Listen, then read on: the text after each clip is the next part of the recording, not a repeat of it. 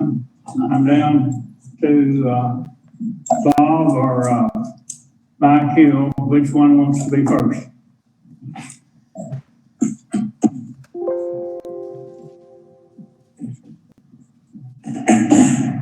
Actually, Malcolm, Bob, since we're both on the same issues, he's going to defer his 3 minutes to me. I'll speak for both of us. Okay, come, Mike. Can you hear me better now? Okay, I'll lean, which I probably need to lean anyway to keep myself up. Okay, Mike Hill, Eagle Mountain 3405. I am also the individual who consulted with you on the budget, former treasurer, and I was the treasurer for the current budget. So I know exactly what goes into a budget and how much work, because I put in more than 250 hours of my personal time on this year's budget. And I was also the treasurer at the time that brought us out of brink of bankruptcy, because we literally had nothing in the bank.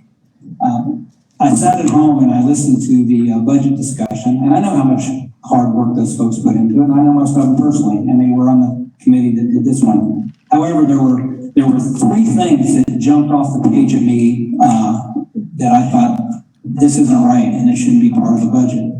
And those 3 things I'm going to touch on are in the area of collections. The second one is the $1 million minimum policy, and the third one is campground water. And I'm sorry I can argue with anyone on any of these issues, because I know them very well. I've spent a lot of time involved in all these. So let's start with collections. The first thing that jumped off the page was we had $100,000 designated in the budget to do collections work. Now here's what bothered me about that. First of all, if you go to the contract with First Service, paragraph 3.12b states, First Service is fully responsible for doing all collections actions. So the question being, why would we spend $100,000 to give to volunteer committee folks to do collections effort when we already pay for that service? That's not good business. The other thing that came up was, I think about a week ago, many of you got an email complaining about collections and said that when I was the treasurer that I made many mistakes in the area of collections, which I really found interesting, because all I did in the area of collections was attend the meetings and encouraged and supported First Service in doing their job. And just, to make sure to keep the pressure on and have them be aggressive, which they were. And so the one thing I've learned in life is data does not lie. And so I went to the financials and I went back and did a little research. And when I was treasurer at the end of last fiscal year, in the area of collections and late fees, we had budgeted $124,500 as income that we expected to get. During my tenure, we recovered $182,949. That's $58,000 more than what we had planned on getting. I'd say that's pretty successful. So I said, let's look at this year. So I went to the end of February in the last financials that I've gotten, and I looked under the same categories. Under the current year, we had a budget of $104,170 that we had anticipated as income through the area of collections and late fees. At the end of February, we had 0. Which tells me nothing has been done on collections since I walked out the door. In other words, our income that we expected currently, we're over $105,000 short in income that we should have had. The property that they talked about on 19th Street, I had that ready to go and get rid of it a year ago before I walked out the door. Where were the people that took over after me? It should have been a baton. They were in the same meetings. And so, yes, that's why I objected, because I don't think we should be spending $100,000 to pay for something that we already pay for. The second matter was the $1 million minimum. I agree. We need to get to a point where basically we have a savings account, probably $1 million that sits off in case of an emergency.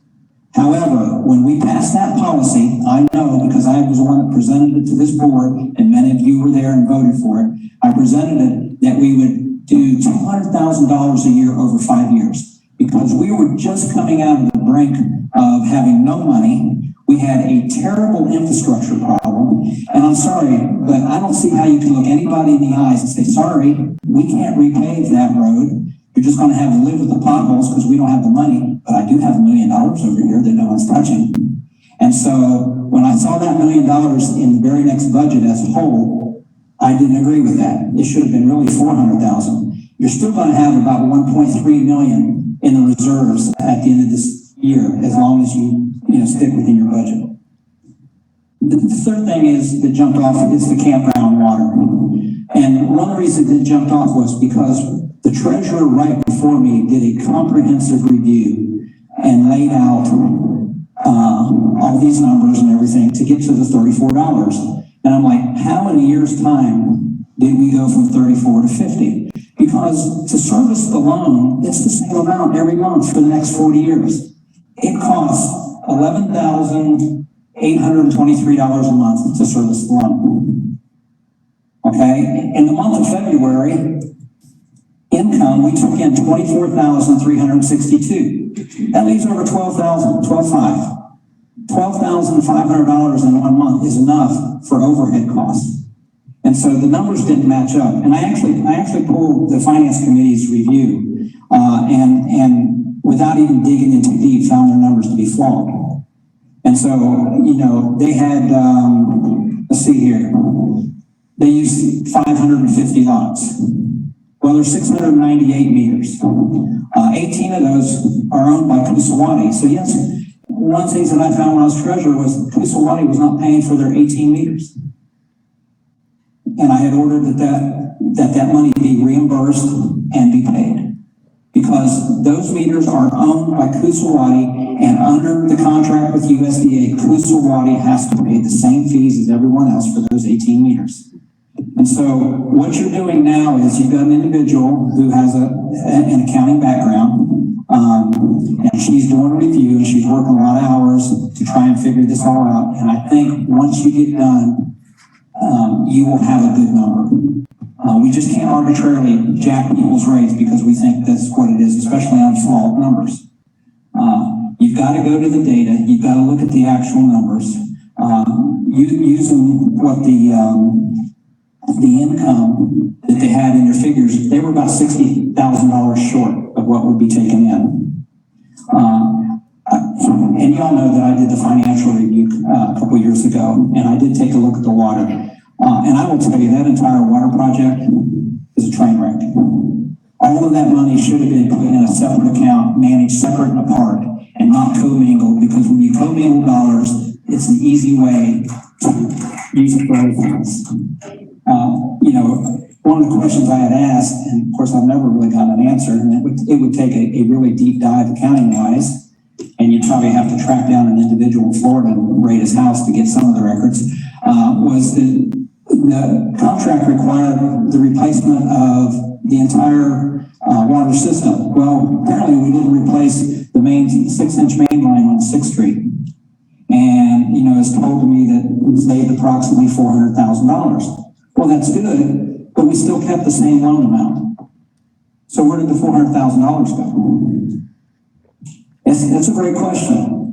But when you commingle it, was it spent on villas? Was it spent on something else?